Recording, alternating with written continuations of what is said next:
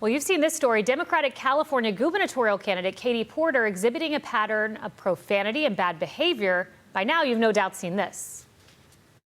And we've also asked the other candidates, do you think you need any of those 40% of California voters to win? And you're saying, no, you don't. No, I'm saying I'm going to try to win every vote I can. And what I'm saying to you is that... Well, to those voters, okay, so you... I don't want to keep doing this. I'm going to call it. Okay. Thank you. You're not going to do the interview with us? Nope, not like this. I'm not. Not with 7 follow-ups to every single question you ask. And you may have seen this. And the state could lose out of my shot. Okay, you also were in my shot before that. Stay out of my shot. And maybe even this. I need you to turn these off. These that are killing me.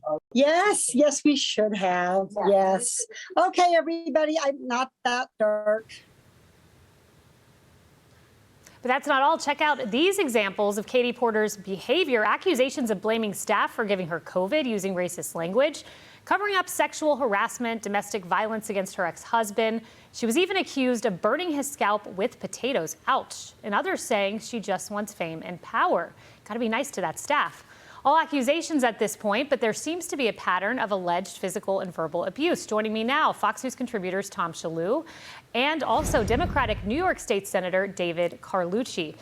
David, this is a Democratic candidate. Your thoughts? Well, look, I think if Katie Porter had a name like David Porter, had the same male anatomy that Tom and I have, we wouldn't even be talking about this. It's a clear double standard that we have in the United States for female political candidates. I mean, the coverage we just saw. This isn't just a female candidate. Like, that is a despicable behavior. Well, I mean, look, we have a president that pushes back with the media all the time and makes derogatory comments to certain members of the press. And we just brush it off. I've been in politics for a long time, and I see people acting like that more than they should. Not saying it's good behavior, but this is just a snippet, little shots over a decade of time. Look, I think you could find any of us at a bad day. I worked for President Trump. I have never seen him act like that. He was nothing but kind to his staff. He was wonderful to his staff. I spent many years with him behind the scenes. And he holds the press accountable. That's good to hear. Different. But if we took a few clips, I'm sure I could find a few clips, any of us could, of President Trump acting that way, if not worse, to members of the press. I don't think you could find him. The press, it's all in front of the camera. You see it. What you see is what you get. He holds the press accountable. Who's called him a liar, racist, misogynist, et cetera, so on and so forth. I do want to play this on the same note as Katie Porter. She imagined Trump's demise, another glowing moment for her. Watch this. Soon, Trump will lose or go to prison or, I don't know, have a heart attack. I'm not sure. We call it the hamburger. I don't know what his demise is going to be, Yeah. but he'll have his demise. Tom. Yeah, I would say, I would challenge David, and I would say, I challenge a male politician to throw mashed potatoes at his wife and see how it works out for him. But I think Katie Porter, she ought to just embrace it at this point, because it's all out there. She should just say, look, I throw mashed potatoes at people. I'm a total nightmare. I berate my staff, but I'm going to work hard for you, the voter, because there's no getting out from this.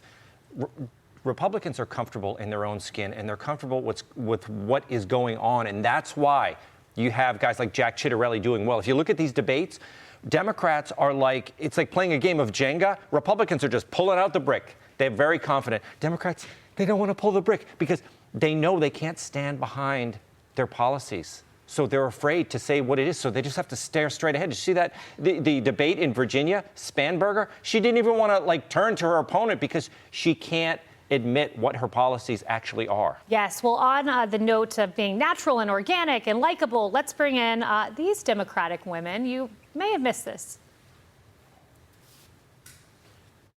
Hello, Kamala. I want to know this. I debated Trump 3 times. You debated him once. He wouldn't debate you again. We beat him 4 times. Do you think we're the reason he is so unhinged today? David, I want to see if you'll choose your fighter. Would you take either of those as your next nominee? Well, next nominee, that's a tough question. I would say, look, they contribute to the Democratic Party, to national politics. But I think the United States, I think Democrats are looking for a new page, a new chapter to turn. And I think maybe the candidate, the next presidential candidate, 2028, is someone we're not even talking about right now. Who is that person? Do you have any? I think there's a long list. I think we have about like 30 people that have been showing up in polls. But you look at Shapiro, you look at even our former Kentucky governor, Bashir, yes. I mean, I think Gavin Newsom is definitely out there. He's polling well. You got Buttigieg. So you have a lot to choose from. But I think it could be someone that really shows up in this 2026 election and really proves that they could be a candidate that people are excited about and talking about. Tom, your fighter? You know what? I think that was very diplomatic. I say David ought to throw his hat in the ring there because he says, maybe it's someone we haven't even seen yet. That's right. In honor of the fact that you're wearing a hoodie, I'm going to throw a name out there, John Fetterman. There we go. He's a bright spot in the Democratic Party. All right, David, Tom, thanks for being here. I'm Steve Doocy. I'm Brian Kilmeade. And I'm Ainsley Earhart. And click here to subscribe to the Fox News YouTube page to catch our hottest interviews and most compelling analysis.